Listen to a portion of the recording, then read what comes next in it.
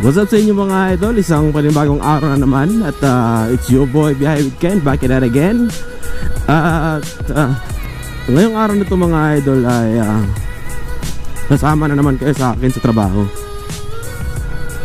Dahil di nga tayo makalis, dahil sobrang dami ng projects, sama kayo sa trabaho ko ngayon. Pero today mga idol, sa office lang muna tayo mga idol ha. At may i-edit akong prenup today, tsaka isang first birthday na event. Tapos pupunta tayo sa meeting para sa March na schedule natin mga idol. So time check is 9:39 AM in the morning. At kailangan ko makatapos ng isang event. Unahin natin yung prenup. I-edit ko muna yung shoot namin nun. Tapos mamaya 1 PM pupunta tayo sa meeting. At pagkatapos ng meeting, doon na natin i-edit yung isang event na first birthday. Walang booking today mga idol, walang alis. Kaya tad tayo sa edit mga idol, kasi ito yung sinut ko last week. Kailangan natin tapusin ito ngayon. At yung sakaling hindi ko talaga matapos, may isang araw pa ako bukas na allowance. Kasi sa Wednesday ng madaling araw, aalis na naman ako. Pupunta ako ng Mati Davao Oriental para mag-shoot na naman. So siguro isang buong araw or siguro overnight, depende kung mabilis lang matapos. Actually, depende kung mabilis lang matapos yung shoot dun mga idol. At hopefully din mga idol, sana makapagmotor tayo papunta doon. Depende na lang sa client kung shoulder ba niya yung fuel. So sa ngayon mga idol, wala pa masyadong energy kasi hindi pa ako nakapagkape. At take note mga idol, nagkakape na ako. Nung time na nagkasama kami ni Boy P, ang lakas niyang magkape. Pero nung time na yun, hindi pa ako nagkakape. Ngayon, na-addict ako sa kape mga idol. Kasi sa sobrang dami ng mga shoots, madami ding ine-edit. Kaya kailangan ko ng pampalis ng antok. Kaya yun, napagtripan ko yung kape. So kape-kape muna tayo ngayon mga idol pagdating natin sa office. Kakape tayo. At saka gusto ko rin magpasalamat mga idol. Last Saturday, kasi ngayon mga idol is Monday na. Monday ngayon. Nung last Saturday, nag-post ako sa Facebook na kita-kits sa Motomart Baguio. Maraming salamat sa mga pumunta, sa nakipicture. Maraming salamat sa inyo. At sa mga nakilala kong aspiring YouTubers, aspiring motovloggers doon, maraming salamat sa inyo. Nice meeting you mga idol. At huwag kayong mag-alala at suportahan tayo dito sa Davao City. Ang layunin ko is let's support local vloggers mga idol. Lalo na yung masisipag at madalas mag-upload mga idol. So suportahan natin yan. So please do check out the channel mga idol. I'll flash their YouTube channel sa screen. At suportahan din natin sila tulad ng pagsuporta niyo sa akin mga idol.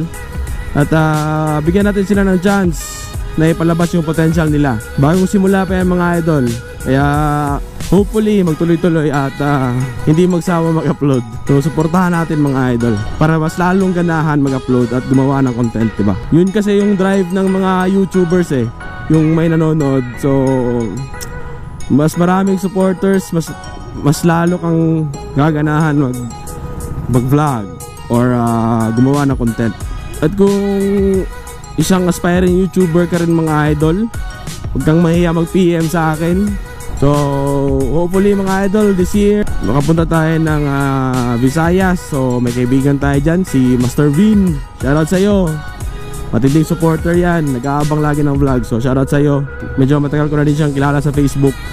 Maraming salamat sa suporta mo brother. At eto yung channel niya, Master Vin TV. Check nyo din yung channel niya. Pero abangan nyo mga idol, may mga travels pa tayo. Kasama si Boy First Time, yung tropa natin, tsaka yung squad. So dapat nyo abangan yan. At dito na tayo sa office.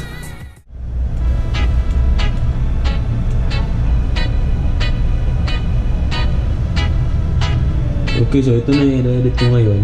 Actually vlog itong mga idol. Hindi pa ako nakastart ng edit din sa trabaho.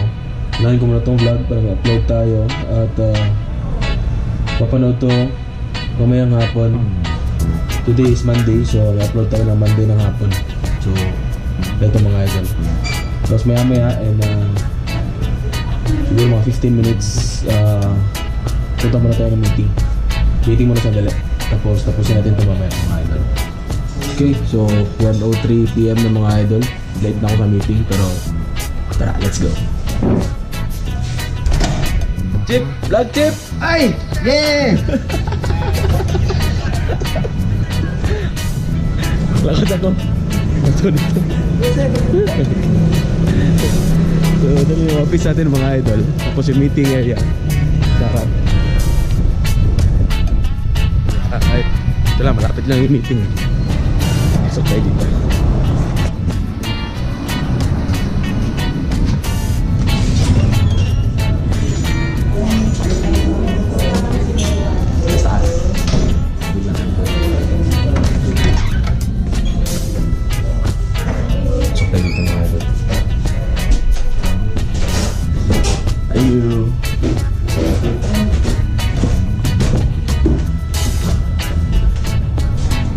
Sup studio. Ayo. Joe Studio mga idol. Alright. Wala pa sila? Wala pa. So tour tayo dito sa studio ng mga idol. Tropa natin si Joe Studio. Ito ang pro yan mga idol. Pro. Ito yung mga gamit.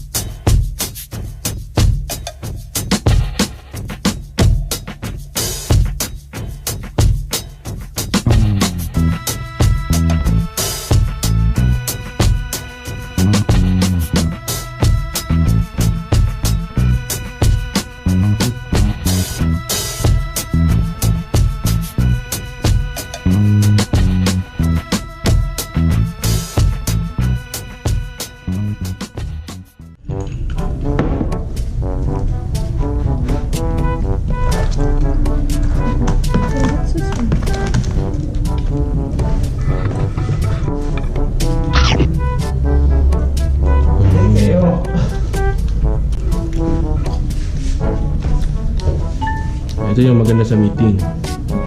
Kasi pag ang meeting walang pagkain, dapat email na lang.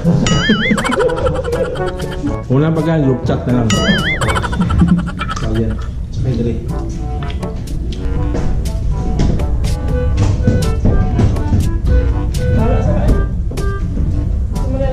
Tomorrow. Mga idol, so what's up ulit sa inyo? Kinabukasan na ito mga idol kasi hindi na ako nakapag-vlog kagabi. Kasi sobrang dami ng ginawa natin, meetings, edit. Actually marami akong in-edit. Actually kaninang umaga bago to galing pa ako ng office, nag-edit din at hindi pa rin tapos. Pero ngayon mga idol, umalis muna ako ng opisina kasi may susundin tayo sa airport. Siguro alam niyo na kung sino susunduin natin, yung kaibigan natin si Boy First Time. Bumalik ulit dito sa Mindanao for the third time mga idol. At dito sa Davao, second time niya. Time check mga idol is 12:17 in the afternoon. Yung flight ni McLean nasa 10:45 AM. So malamang in 15 minutes dito na yun, sa airport na yun. So saktong-sakto lang, we are 5 minutes away from the airport. So sakto lang. Tapos siguro magla-lunch muna kami bago kami babalik dun sa office. Stay muna kami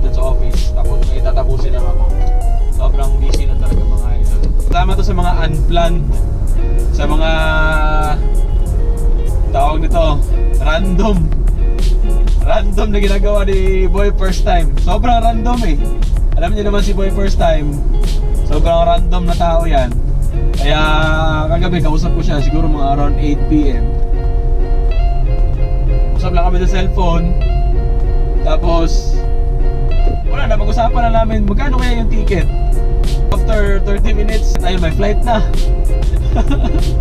sobrang random, sobrang rush, sobrang biglaan mga idol. So, syempre, yung kaibigan natin, susundin natin sa airport. Actually, ayun na yung airport. Airport na to. Itong area na to. Dadaanan yung runway mga idol.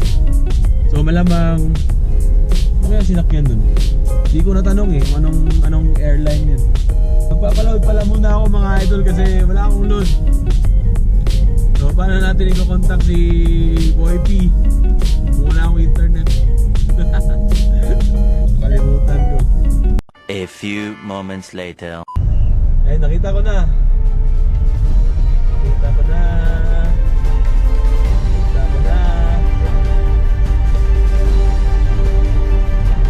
Ayan, nakita ko na. Ayan. Hindi nyo makita kasi maliit eh. So, ububra yung technique natin na hindi magbayad ng parking mga idol. Nakita ko na, ayan na. Malabas na siya. Ayan o. Sobrang saya. Laki ng tao eh. Wala.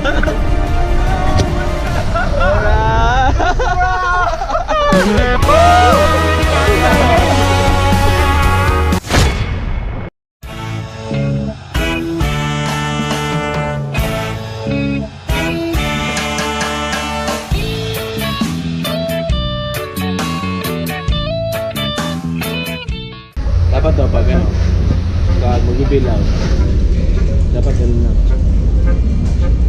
Bakit? Para ang sagot ng kayera. Oh. Kasi pag ganyan, pag sagot na ganyan. Ano ganun? Bakit ganun? Eh, malaki yung bill mo eh.